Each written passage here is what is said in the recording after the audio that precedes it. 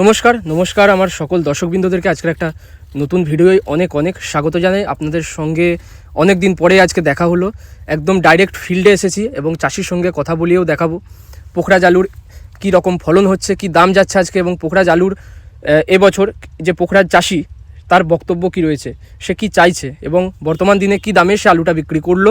আজকে আপনাদের সঙ্গে একদম গ্রাউন্ড রিপোর্ট আপনাদের কাছে পেশ করছি। আমি এখানে এসেছি জমিতে এবং এই এলাকাতে আমাদের এটা হচ্ছে পূর্ব বর্ধমানের আমার গ্রামের আশেপাশেরই এলাকা এবং এখানেই এক কৃষক কিন্তু পোখরাজ আলুটা তুলছিলেন। সে সুবাদেই ভাবলাম যে আপনাদেরকে আজকের একটা ভিডিও দেওয়া যাক আলুর দাম সম্পর্কিত। দেখুন আজকের দিনে এই যে পোখরাজ আলুটা তোলা হয়েছে, দানাটা আপনাকে আমি একটু দেখাবো, দানাটা কত সুন্দর হয়েছে। যদিও এবছর এই যে পোখরাজ আলুটা দেখছেন এটা কিন্তু বৃষ্টির পরে লাগানো পোখরাজ আলুর গাছটা যেটা তোলা হয়েছে বা যে আলুটা তোলা হয়েছে, এখন এই আলুটার আজকের বয়স হচ্ছে সেটা হচ্ছে 70 দিন, লাগানোর চেয়ে 70 দিন। তো লাগানোর পরে 70 দিন বয়সের এই যে আলুটা দেখছেন, এত সুন্দর সাইজ, খুব ভালো লাগলো দেখে যে হ্যাঁ কৃষক বন্ধুর যাই হোক ফলনটা ভালো হয়েছে। দাম একদমই তো তলানিতে, সেটা আপনি ভিডিও যখন কন্টিনিউ করবেন জানতে পারবেন যে কত কি দামে আজকে বিক্রি করেছেন তিনি বা কত কি দামে বর্তমানে বিভিন্ন জায়গায় বিক্রি হচ্ছে পোখরাজ আলুটা, তো সেটা তো জানবেনই। তো দেখুন প্রথমেই আগে দানাটা দেখে নিন, দানাটা কিন্তু খুবই সুন্দর এবং মানে চোখে লাগা দানা। যদিও উনি কিন্তু যেগুলো সবুজ আলু, যেগুলো ছোট ক্যাঁটি একদম বালি ক্যাঁটি, সেগুলোকে আলাদা করেছেন, আলাদা করার পরে এই আলুটা দেখতে পাওয়া যাচ্ছে।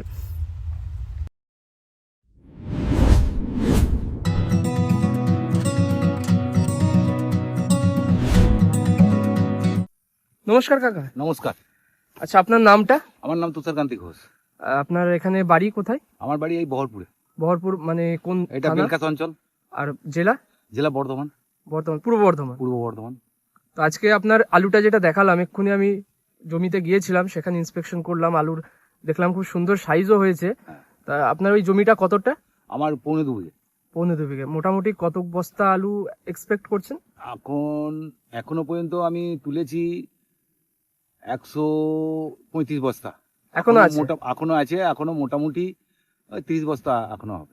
আচ্ছা, মোটামুটি তার মানে ধরুন 170 বস্তা অ্যাপ্রক্স। হ্যাঁ, 2.5 বিঘা মানে 1 বিঘা 15 কাঠা। তার মানে অ্যাপ্রক্স কত বস্তা ফলন আসছে? 170 বস্তা, তো তাহলে 35 বস্তা, 50 বস্তা, 85 বস্তা করে। 85 বস্তা ফলন। কতদিন বয়সের আলু এটা? এটা বয়স হলো 70 দিন, বসানোর দিন থেকে 70 দিন। তার মানে গাছ বেরোতে আরো 7 দিন লেগেছে। তার মানে মোটামুটি আলুটা ধরুন 65 দিনের আলু বেরোনোর পরে এত সুন্দর ফলন। তা এই দানাটা কি, আলুটা কি আর কয়েকদিন রাখা যেত না, নাকি গাছটা মারা গেছিল? না, গাছ একদম তাজা, এখনো মোটামুটি 1 মাস এখনো রাখা যেত। 1 মাস রাখা যেত। তাহলে আলুটা এখন তুলে দেওয়ার কারণ এত তাড়াতাড়ি? মানে দামটা পড়ে যাচ্ছে বলে, ওই জন্য দামটা। আজকে কি দাম কিছু জানেন আজকের দিনে? না, দাম কিছু বলে নাই, তাও শুনতে পাচ্ছি 350 টাকা। 350 টাকা। সেটা তো আমি যেটা খবর নিয়েছি 2 দিন আগের দাম ছিল, শুনলাম নাকি আজকে আরো দামটা মানে কালকে বা আজকের দিনের দামটা একটুখানি কম আছে, 330-340 টাকা এরকম বস্তা। যত দিন যাচ্ছে তত পড়ে যাচ্ছে দামটা। আচ্ছা, ওই ভয়ে তো তুলে দিলাম। ঠিক। হ্যাঁ, অধিকাংশ চাষিরা কিন্তু এই সময় একসাথে আলুটা তুলছে। আমরা দেখতে পাচ্ছি যে একসাথে তোলার জন্য দামটা কিন্তু অনেকটা হুড়মুড় করে পড়েও গেছে।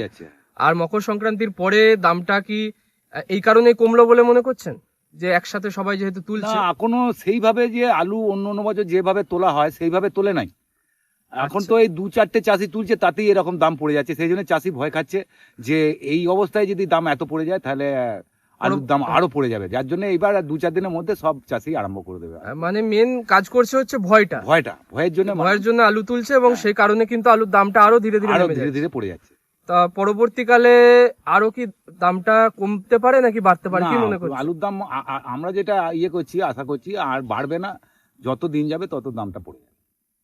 তো এই দামের মধ্যে তো দেখা যাচ্ছে মোটামুটি কৃষকের প্রায় বিঘা পিছু কারোর 8,000 কারোর 10,000 করে লোকসান হচ্ছে। হ্যাঁ, আমারও তো লোকসান হবে, প্রচুর লোকসান হবে, চাপানের দাম বেশি। তাহলে এই পরিস্থিতিতে কি আপনি সরকারকে কোনো আপনার নিজের কথা রাখতে চান যে আলুর দামটা বাড়ানো হোক সরকারের তরফ থেকে? হ্যাঁ, আমার তো অতি অবশ্যই। আমি যেন 10 টাকা 20 টাকা 20 টাকা বেশি পাই, তার জন্য তো সরকারকে আমার বলা। সরকার তো দাম আগের বছর যেমন বেঁধেছিল এবং সেই দামটা বেঁধেছিল, তাতে কৃষকের তেমন একটা কিছু উপকার হয়নি। ওই 450 টাকা, এবং সেটা আবার ডালা বাছাই আলু বলেছিল, জ্যোতি আলু।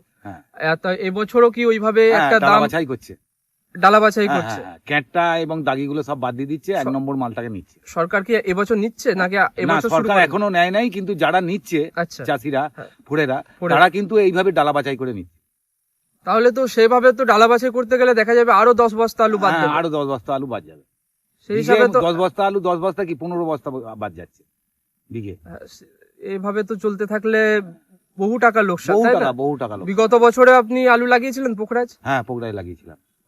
কত করে বেচেছিলেন মোটামুটি? আমি মোটামুটি গত বছর যা পেয়েছিলাম আমার লাভ হয়েছিল 510 টাকা করে বিক্রি করেছিলাম। যাক, খুব সুন্দর। অনেকেই এই দামটা পায়ওনি আগের বছর, অনেকে লোকসান করেছে, এবছর সে আবার লোকসান হচ্ছে। হ্যাঁ, এই বছরে প্রচন্ড লোকসান হচ্ছে, মানে এই তাও তো তুলনামূলক আমাদের গা মাঠগুলোই বা গায়ের দিকের যে মাঠগুলো সেগুলো এবছর আলু চাষ হয়নি। হুম। তো আপনার এখানে কি আলু চাষটা কিরকম হয়েছে? আমাদের পোকরার চাষটা খুব কম হয়েছে, তার সত্ত্বেও এই অবস্থা? তাতেও এই অবস্থা। তাহলে যদি বেশি হতো কি অবস্থা তাহলে হতো? আর মনে হচ্ছে যেন বাজারে বিক্রি হতো না। সেটাই তো, 220 টাকা হয়ে যেত। হ্যাঁ, ঠিক আছে, যাক, আপনার সঙ্গে কথা বলে ভালো লাগলো। আপনি যে সময়টা দিলেন তার জন্য আপনাকে অসংখ্য ধন্যবাদ। ধন্যবাদ। আর আমি চাইবো যে আলুর দামটা আরো বাড়ুক বাড়ুক। এবং পরবর্তীকালে যে জ্যোতি আলুটা আপনি লাগিয়েছেন সেটা যেন খুব হ্যাঁ। ভালো দামে বিক্রি হোক এবং সরকার এদিকে একটু নজরদারি করুক বা আলুর দামটা যাতে বাড়ানো হয় সেজন্য একটুখানি চেষ্টা করুক। হ্যাঁ, যাক, অবশ্যই ধন্যবাদ। চেষ্টা করবো। ধন্যবাদ।